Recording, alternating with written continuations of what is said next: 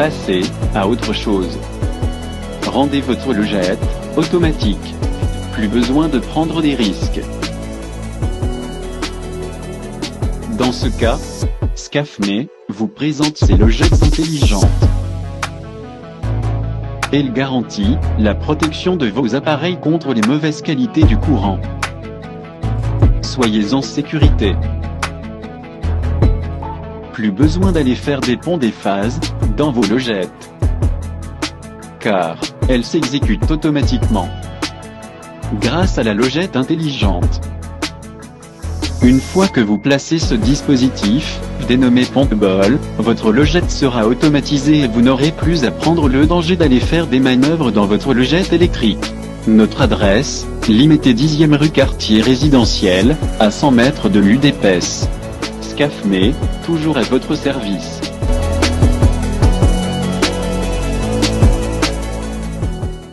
Papi Kamwasi Télévision, bon week-end à tout le monde. Maman Denise Alokeli Biso Makambo, on doit les défendre. Très bien choisi. On doit les défendre. Maman Denise a communiqué à Sololina Bandeko Bakongomani, à Ebisi Bango Este, à Tabazui Este, mais Bana Biso. Lelo tolo pa ko namso ko bundila ngo kaka. Interprétation ebimi ya mabe babaloli yango. Que maman Denise a communiqué mabe alobi que estata ekei tokozwango lobi. Toko réfléchir ensemble dans cette émission. Restez branchés chers amis. Lelo samedi Mokonza Mboka Zate, chef de l'État, azana Addis Ababa, na Éthiopie, voilà. Les ambala liboso na mona pe Éthiopie, voyage ya suka na uti na poto, na kendeki na Ethiopian, na moni bande kwa Éthiopie, ndenge babani ko se développer, na moni bavion na Addis Abeba, bavion na bango Ethiopian, ondi mateke, bango bayaka ko senga biso biloko olia awa. Mandian, passez-moi les termes, bazalaki na boulevard, c'est-à-dire impossible les athées. Tout le monde a la guerre lelo lobi to lesi Afrique. Na ndi mate Addis Ababa oyo nga na monaka ba Éthiopien ba meti. Bazo senga biloko kolia na boulevard lelo Éthiopie na ebiti. Mokonza Mboka ke osali na Éthiopie. Ake na 37e sommet ya ba chef d'État. Kuna ezali sur médiation ya Lorenzo, le président angolais. Kuna ezalaki fara Fachi Beton na président Kagame.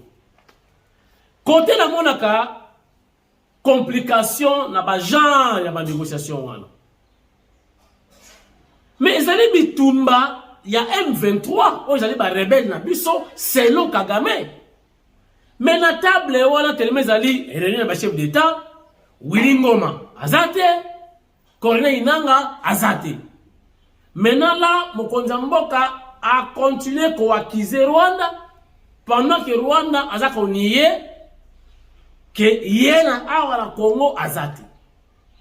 Yéna Makama Congo Azakunati. Et pourtant, ba preuve ezali, entre autres, ba bombe donc boke la biso, lelo 2 bombes ekweyi na aéroport ya Goma. C'est un danger. Ça fait 5 bombes au ekweyi na Goma. Donc c'était 3, lelo 2 ekweyi, mais celle ma victime te, ça fait 5 bombes larguées na Rwanda. Je me pose la question. Distance. Oyo bazali la Goma, ils ont musikati na musikati. Mais selon porte-parole, il y a FRDC que bombe wana ba boka ya partir ya drone. Donc drone et outil Rwanda est violé. territoire et kobwaka bombe na aéroport. Ba moyen de défense faut la makasi pour le protéger mboka. Ceux qui sont capables de voir ba bombe yebo na kati aéroport, so ba 10 20 aéroport peut disparaître. Banti drone. Bon ça va kongomani pour boma ezalate na goma. Kagame aza ko wanga na facha ebisie na za prêt pour un dialogue na mutu nyonso nto sola ko soleda mabete. Tout d'abord africain, arbre la palabre, mais en condition que ba rebelle bazo manam. Et puis ba boti na bango, oyo ba bota bango. Kagame na Museveni. Soki bazongi te tukubuma na awa, donc bafwa basala. Yazo wangana, bota la confirmation, to capturer soldat rwandais, yemoko azakuluba. Nyakinya Rwanda, amufungurukaka, weye miye, 22 ans, 24 ans, miye askari, na armée ya Rwanda, pe apesi conseil na bandeko na yeba jena ba Rwanda, boko tate, soki boye awa, boko sila. Po, bitumba oeza makasi. Bomo na na niveau yote. Bitumboyo eza États-Unis d'Amérique, Union européenne, donc occidentaux, baza ko bunda na Russie. Toza ko risquer bitumba ya misato ya mokili bana boyo ba na français po ba za ka bomana azola bela makambo ya ba bloquer. Donc bitumba ya minene ezalaki mibaleti deuxième guerre mondiale. Parce que troisième guerre mondiale keba eko banda awa. Keba eko banda awa. Makama minene ezali awa. Soki bomoni président ya Afrique du Sud andimi kotina basoda awa. Poutine anasima. Poutine anasima. Et puis voilà déterminé. ANC na UDPS bana ba partenaire. Ba parti socialiste. Donc il y a des relations entre UDPS et Afrique du Sud. Le coup de UDPS a ça un problème, parti au pouvoir, ANC peut avoir un problème. Il faut qu'on se mette dans la dimension. Bon, la confirmation avec Yemoko soldat rwandais, Amuniarunga, bu Azakoloba, ba vérité, ndenge bakangiye. Bongo tala minu, donc minu wana ya banilotiki. Regardez. Ndayambaje Abuba, urugo ni mu Rwanda, navukiye ahantu bita i Kayonza, mfite imyaka 22, ninjiye mu gisirikare cy'u Rwanda 2022. On m'appelle Ndayambaje Abuba. Chez nous c'est au Rwanda.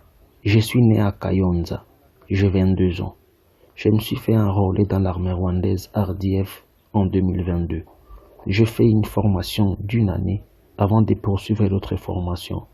C'est en début de cette année 2024 que j'ai fini ma formation.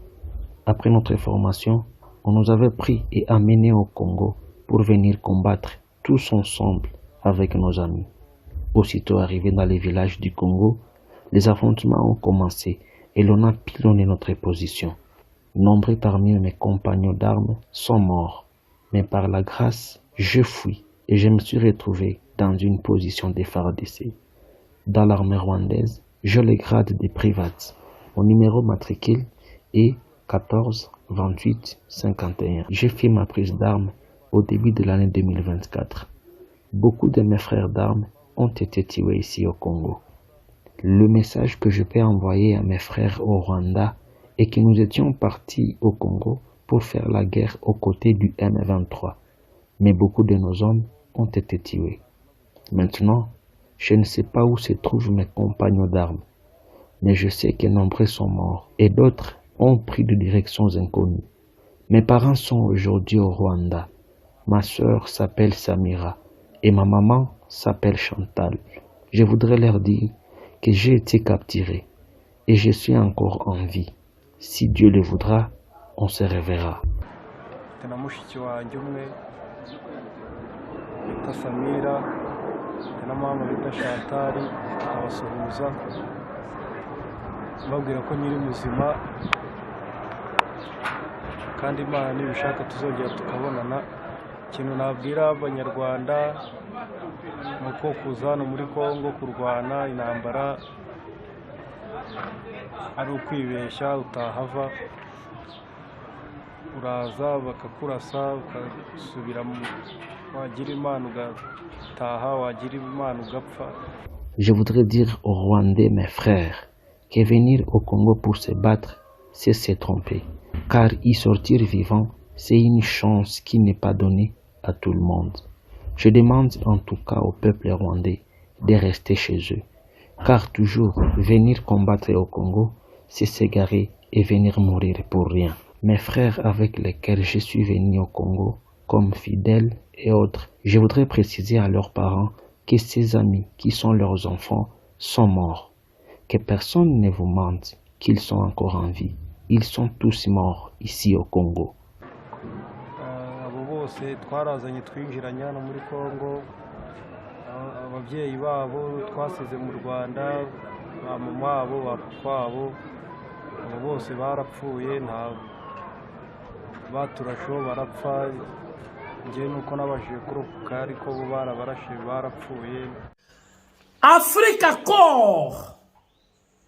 Oui, mes amis, Africa Corps, unité spéciale créée par Poutine. Donc Poutine a besoin de ça, c'est comme une base spéciale pour sauver l'Afrique. Sont aux membres et s'il va créer base. Abayambangu biso base bachaka na este. Africa Corps. Donc le corps militaire va basé en Afrique pour nous protéger le pays où il est dans l'insécurité. Selon Poutine, ce qui Afrique est là où se développer, c'est parce qu'il y a l'insécurité. Maintenant, Poutine veut bannir, éradiquer l'insécurité en Afrique dans les pays membres pour nous permettre accès au développement. C'est une confirmation. Africa Corps, ça c'est Poutine, l'initiateur, le patron, le roi, les lions de la tribu de Yuda. Chef de l'État, Azar réellement dans Addis Abeba, face à face avec Poutine. Diplomatie, ils ont la règle. Mais ce qui c'était moi, incident diplomatique. Pour moi, Fatina, pour la combattre la Kagame, na filié. So Amélie soya liboso, Amélie ami bana linga kufa na tiki ya ki hôpital. Mais si quoi ma diplomatie, ils ont la règle. Pour sur la tela mutu na binemi ba ko kufa mais faut aller la musika boko bundate. Pour Kagame so kazo li kofi ya Fatima moko li kofi pena ya tatu. Taya.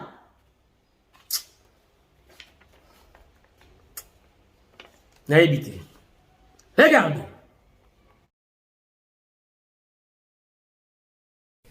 Des dossiers lourds seront sur la table des discussions de la 37e conférence des chefs d'État et de gouvernement de l'Union africaine, dont les portes s'ouvrent ce samedi 17 février 2024 dans la capitale éthiopienne.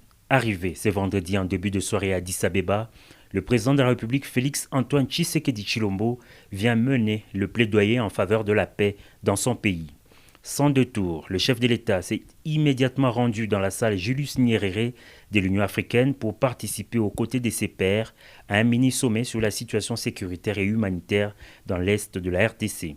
Sur les 10 chefs d'État attendus, 6 ont répondu présents, notamment l'Angolais Joao Lourenço, organisateur de cette rencontre, Les Congolais Félix Antoine Tshisekedi Tshilombo, les Kenyans William Ruto, le Rwandais Paul Kagame et les Sud-Africains Cyril Ramaphosa.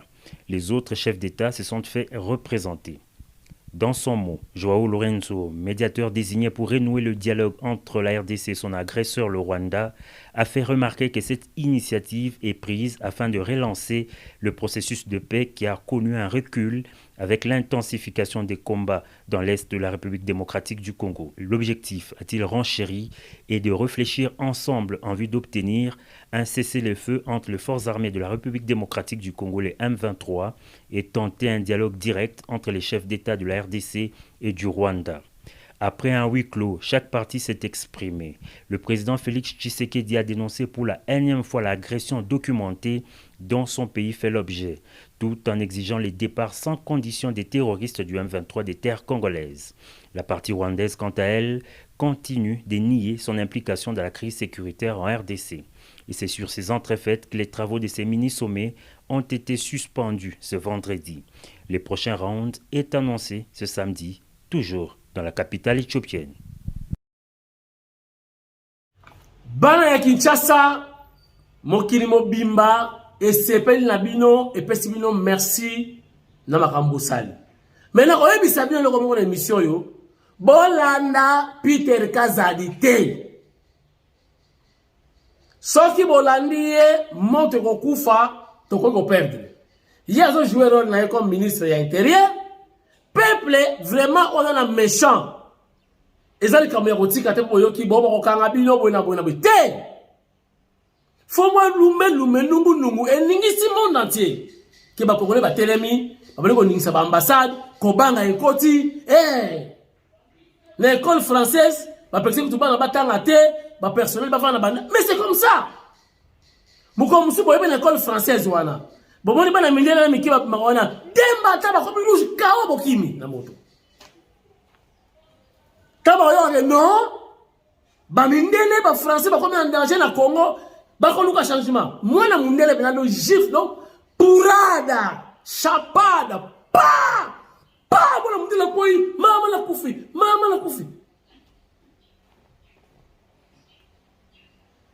mwana ya mundele ube. Donc, bozuka ba rami na ba mesh ba kanga ba teresi boy. O bende kana ba teresi so.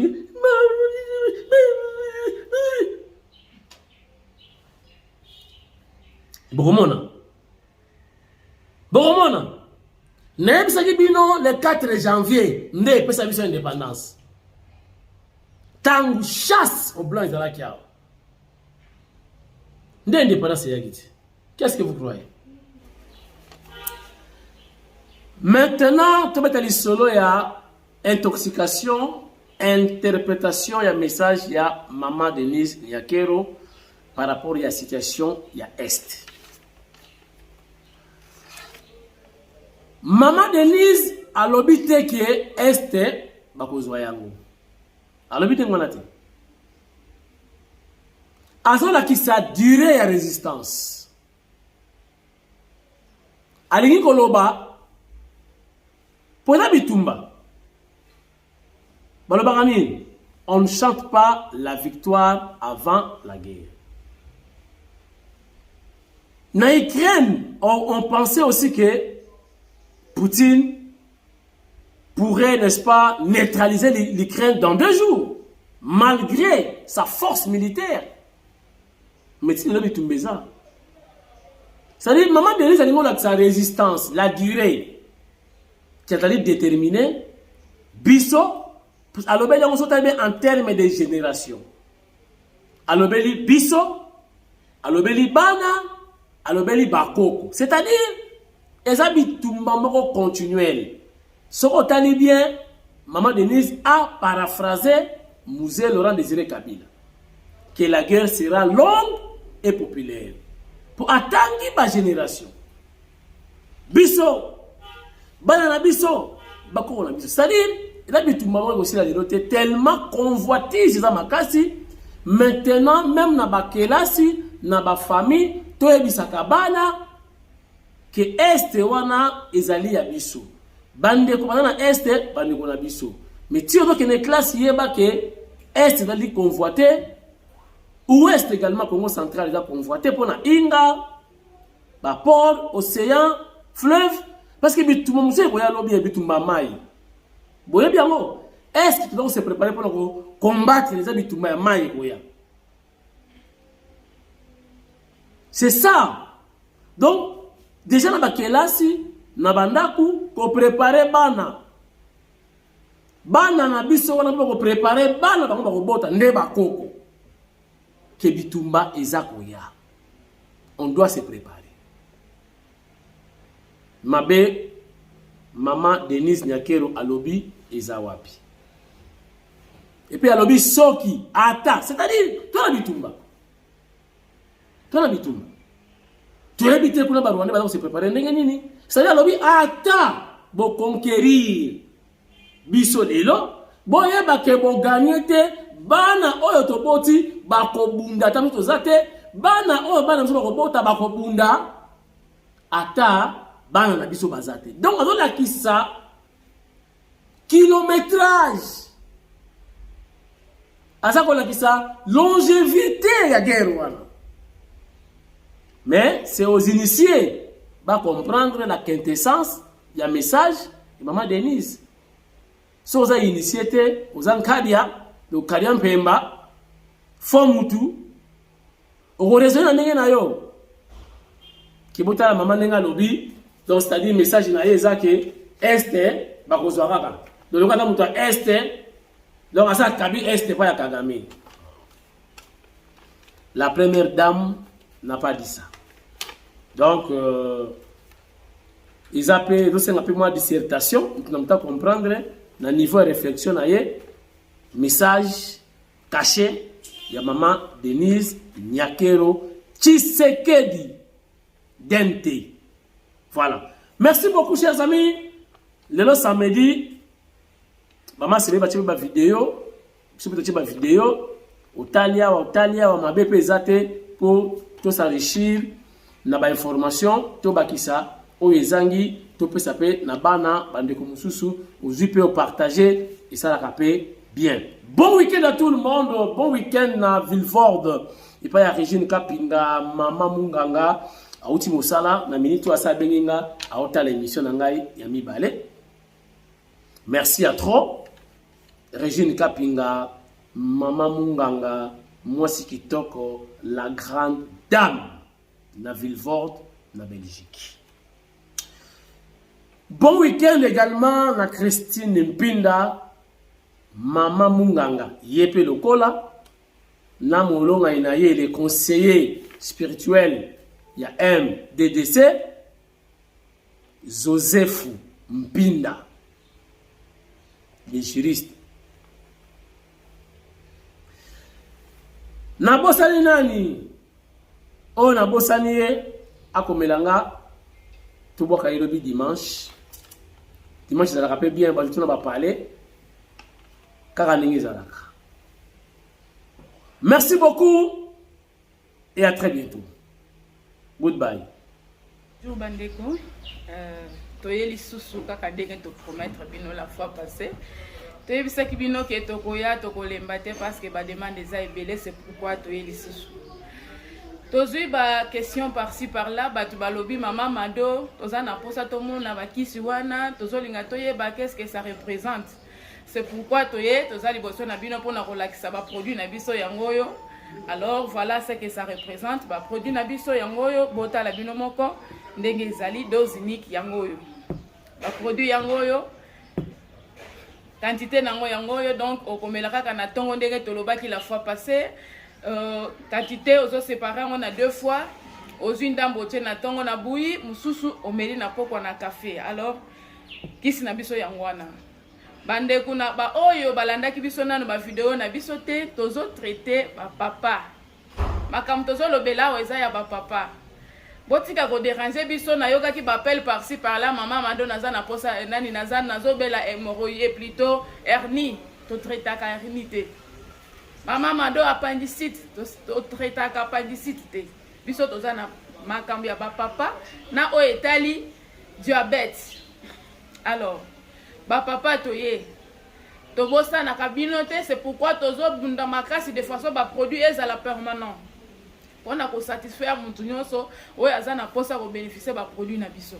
Alors toye baproduit na biso yango oyo dose unique yango oyo bozomona yango très bien, yango oyo quantité nango yango nyonso yango oyo dose unique yango oyo na journée moko okozwa kisi na biso osaleli yango na tongo oyo etikali osaleli na pokwa baproduit na biso yango oyo na ba oyo batuni mituna ya kenon baza na posa bamona ce que ça représente yango na mulangi nango bomoni ça va. Alors tozozela ba oyo baza na posa bazala satisfait, ba papa oyo baza na posa basepela na ndako na ba mama toye tozawa pona bino tosungaka bino ba problème ya impuissance sexuelle, ba problème ya hémorroïde, ba problème ya éjaculation précoce, ba produit na biso yango oyo kosunga bino po bozala l'aise, bozala satisfait. Ba produit oyo esungaka makasi eza na bato mosusu soki omelaka masanga te okosala ta 5 à 6 ans, ça dépend, parce que soki ozalaka omelaka ba whisky ebele wana okosala ta ba 3 ans, mais soki oza mutu omelaka whisky te omelaka ba masanga makasi te, donc okokenda ta ba 5 à 6 ans, eza na endurance ebele ndenge tolobaka chaque fois toye pona bino numéro na biso tosi topesa bino déjà soki obengi okozwa biso ba produit na biso eza disponible. Alors numéro na biso yango oyo pona ba oyo nanu balanda biso te, plus 243 81 40 630 72, je répète, plus 243 81 40 630 72. Alors ba produit na biso yango oyo nde to présenter bino na ba oyo batali makambo ya diabète tozali susu bobenga tokosunga bino biso toza na produit aussi ça diabète pour traiter mais pour éradiquer, donc pour mettre fin à problème de diabète. So si vous avez un traitement na biso, je vous dis aux ongeli régime normal ndenge ozalaka na ba oyo batali makambo ya diabète ya type 2 pour na type 1 tozo mettre fin, donc toye pour na bino toza na makambo ebele ya koloba te bosi bolanda biso mama madoye yo ba mususu bazolo batoza na posa to mona mama madoye yo ba produit na biso yango yo bino ba papa nde tozo belela botika la ko souffrir kozo ba dose ba biloko mo boye ya dikumba la moko na se satisfaire kana budu na sala boye boye ba produit yango eza na endurance ebele ozui osaleli otikali kimia na mutema o se satisfaire ndengo lingi mama sepeli. Troubles du système immunitaire, chute de tension, maux de tête, fatigue, perte de poids, frigidité et diarrhée. Dites adieu aux inconforts et retrouvez une nouvelle jeunesse avec une tasse de Maxi Bien-être au quotidien. Une solution bio composée de plantes traditionnelles, 100% naturelle et reconnue pour sa vertu. Une formule adaptée pour hommes et femmes. Depuis plus de 10 ans, le Maxi Bien-être Café renforce le système immunitaire, restaure la fatigue physique, améliore le sommeil, aide à stabiliser la tension et la glycémie, nettoie les reins, soulage l'hémorroïde et la constipation. Chez les hommes, le Maxi Bien-être restaure le dysfonctionnement sexuel, l'impuissance et l'éjaculation précoce. Maxi Bien-être est disponible partout dans le monde. Passez vos commandes sur www.maxibienêtre.com.